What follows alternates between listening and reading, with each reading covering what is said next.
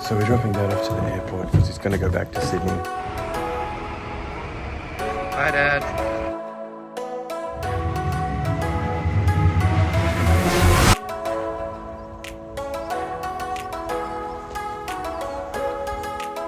Welcome to 2020, guys.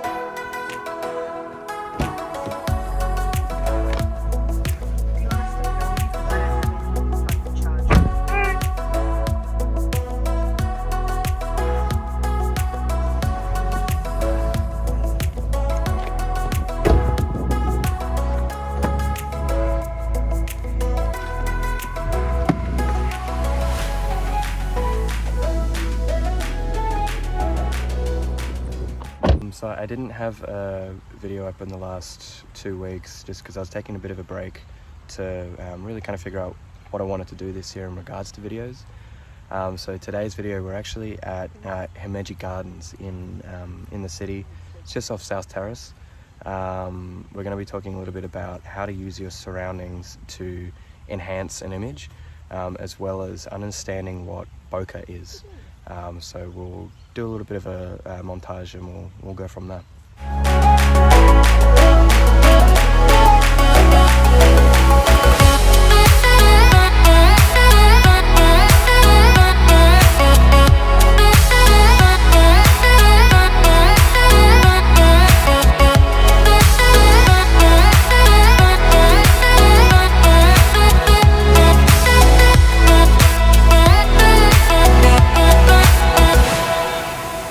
So even on a super sunny day like we're on at the moment, you can use a lot of your surroundings to actually get a really cool photo. So for example, the photo that I'll throw up on screen now, you can use the shadows that a tree casts to get some really cool angles and some really interesting different shapes on your subject.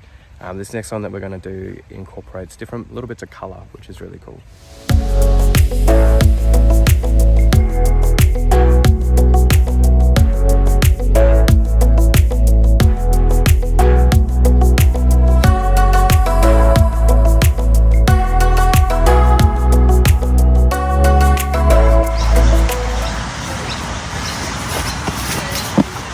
So colour actually works really well when there's a lot of light. So if you get an area where there's a lot of greenery or a lot of different colours, like there's a lot of different reds here, throw up a couple of photos.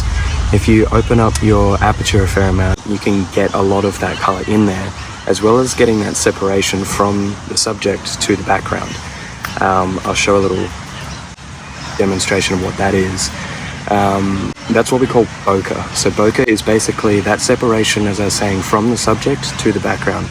And it basically creates this blurry effect. It does naturally occur with your cameras. iPhones and some smartphones can do it using software.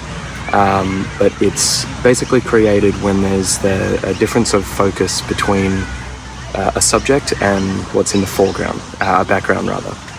And yeah, I'll throw up a couple of examples on the screen now for you.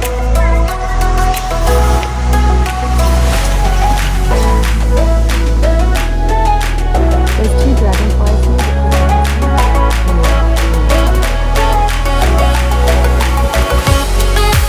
here. But it's a really useful tool to like give your audience sort of what's going on in your head, you know what I mean? Like give them a singular focus that you're trying to. It's a really interesting tool to communicate with your audience because you're able to give them a singular focus. Yeah. And you know, it's sort of perspective from your eye.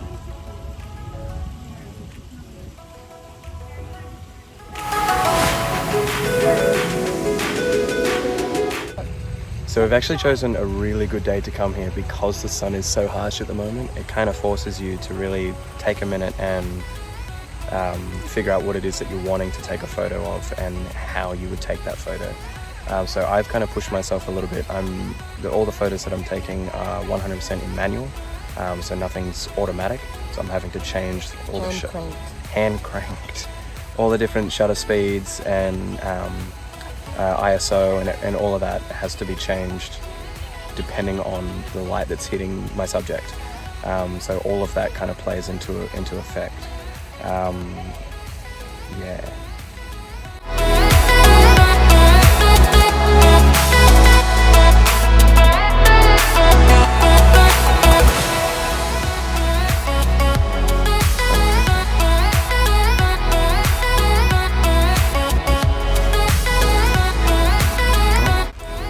One thing I haven't talked about is using motion in your photos, so don't be afraid to play with shutter speed as well to get some really interesting shots there. Let's go get some food.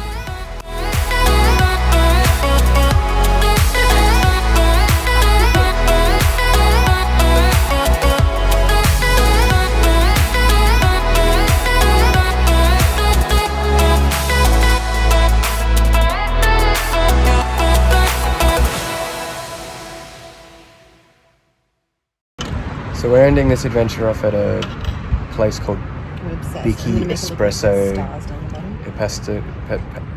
How would you pronounce that? Pastisseria.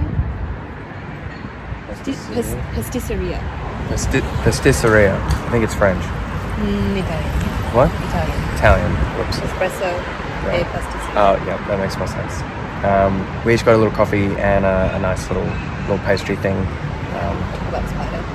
Also, there was a spider insert clip here. And It was scary. I had to go off. And a lot of drama. A lot of drama. My sisters got rid of it for me because I couldn't. Mainly this sister. Mainly this one. Who we all love. Yeah, we got some little pastries as well. Insert photos here.